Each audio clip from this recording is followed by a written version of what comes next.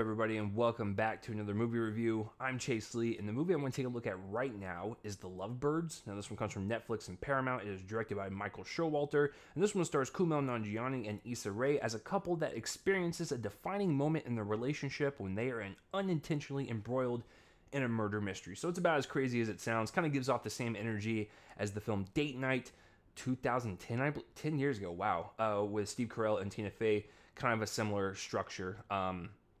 And so, I like those types of films where, like, you have someone or a couple have one thing happen to them and just kind of springboards this entire adventure during one night, and it just, things get crazier, and it just ups the ante every single set piece. And so I like that type of stuff. It can make for a very, very entertaining comedy. And I was looking forward to this for a number of reasons.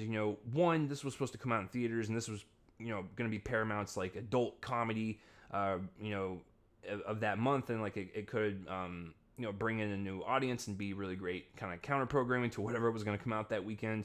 But of course, all this kind of happened and it was shelved, and then Netflix was like, nah, we'll release it, so we'll buy the distribution rights. So there's that. And two, I really like Michael Showalter as a director, and of course Kumail and Issa as well. So it was a wonderful, like, kind of just everything kind of swirling around to make it seem like this was going to be a really, really great movie. I thought it was fine. I think it's passable entertainment, and to be quite frank with you, this film is actually perfect for a streaming service. Like, it is the perfect runtime to just kind of play. You're kind of entertained for a little bit. You can, kind of play it off in the background. I don't think you're going to really lose much in terms of story and character work. It's just like it's a nice, like, entertaining watch for its under 90-minute runtime. And I think if you like these types of movies and you like a really great just couple comedy, I think this one will be up your alley. I just thought, for me personally, I thought it was whatever.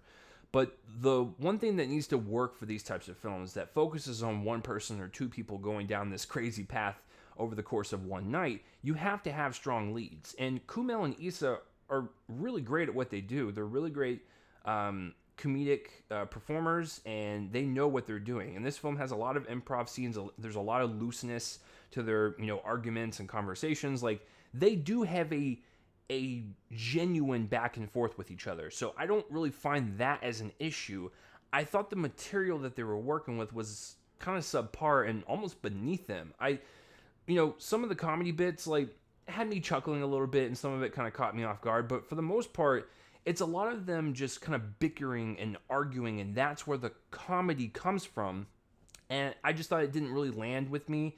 It really felt forced a little bit, where I was like, that doesn't feel really natural. Excuse me, for Kumail or Issa. It feels like they're reading off that script and making sure they get that dialogue spoken to the 100%. Like, no, there's no wiggle room. It needs to be spoken just like that. And maybe they could have provided, or they could have benefited from a little bit more looseness in the scenes, and had a little bit more of a laid back approach, and that way we can really feel that chemistry and that relationship that they're building on screen. But I just thought they're like I said, their back and forth is there, and their, like, romantic chemistry is also passable. I don't really see any issue with that. I just thought the material was a lot of misses rather than hits in the comedy realm. And the thing is, with this one, I wanted it to be kind of like in the vein of The Big Sick, in terms of balancing that romance and that comedy. This movie was not going to have any drama in it, and I was totally fine with that. But, like, you still have to balance the romance that these two are, building on one another, and you got to have the comedy. And I just felt like they were really focused on the gags and the comedy, and so the relationship and the character work, it kind of falls flat, where they do just yell and bicker most of the time throughout this movie. And I was waiting for the sweet moments. I was waiting for the moments where, like, they realize that they made a mistake and maybe they should give it a second go around and not really break up what they have, because they realize that their bond is pretty special. But those scenes are so far and few between. I just thought there'd be way more of a balance to the story, and I might have cared a little bit more, and I might have bumped my grade up a little bit. But since this film decided to go down the route of focusing on the gags and the set pieces for the punchlines, once again, I just thought there was more misses than hits, but ultimately I just kind of, I'm just kind of there with it. It's I don't really have like any emotional reaction in terms of positively or like super negatively. It's just I'm just kind of there with it. So I thought Michael Showalter could have done a little bit more directing wise to make that story kind of pop a little bit, make the characters work a little bit more, and balance some tonal energy going on. And quite frankly, just make it a little funnier. But comedy is very subjective. I get that. To speak upon the performances, like I said, I think Issa and Kumail definitely have that energy there. They're great at what they do, and there are some scenes that generally made me laugh.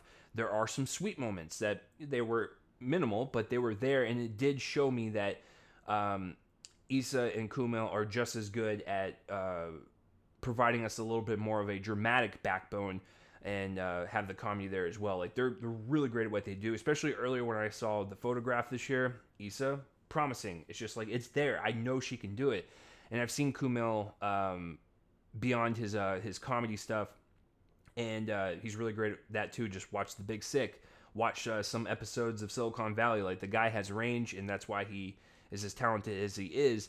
And they bring as much as they can to their performances in this film.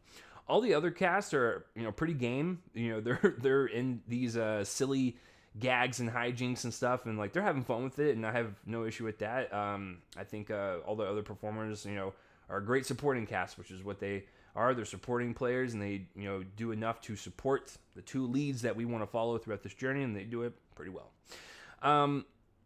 It's shot competently. It's put together swiftly. I mean, I don't think it has any dull moments, which is a good thing when you're dealing with this type of adrenaline-based comedy where they're going from one area to the next. Like, you need to have some type of flow with it, and I think like I said, it's like 88 minutes, 87 minutes, so you minus 5 off for the credits. It's almost just like an hour and 20-minute movie. It does fly by because you have the energy and the commitment to the two lead actors to carry you all the way through the finish line, and it could have been worse. It could have been better, but I'm ultimately in the middle with it. If you want a comedy to watch while you're stuck at home and you want to watch Kumail Nanjiani and Issa Rae just kind of flex their comedy muscles a little bit more, I think you'll dig this one. So it is on Netflix if you want to check it out.